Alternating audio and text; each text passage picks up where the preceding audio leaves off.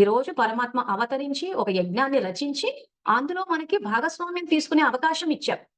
ఇచ్చి ఏమంటున్నారు? మీ పాత స్వభావ సంస్కారాలు ఫస్ట్ నాలో ఎవరైనా నన్నేదైనా నా అస్తిత్వాన్ని చంపేయాలనుకున్నప్పుడు నేను ఎందుకు అవతల వాళ్ళు నా అస్తిత్వాన్ని చంపుతుంటే నేనెందుకు ఆగిపోతున్నాను? పరువు కోసమా?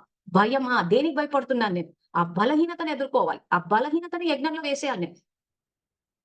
యజ్ఞంలో నా యొక్క స్వభావాన్ని స్వభావము. స్వ అంటే ఆత్మ, భావము అంటే అర్థం. మొన్న కూడా చెప్పాను. భావము, భావన. ప్రకృతికి ఏ భాష అర్థమవుతదని అడిగినప్పుడు నేను ఎక్స్‌ప్లనేషన్ ఇచ్చానిది.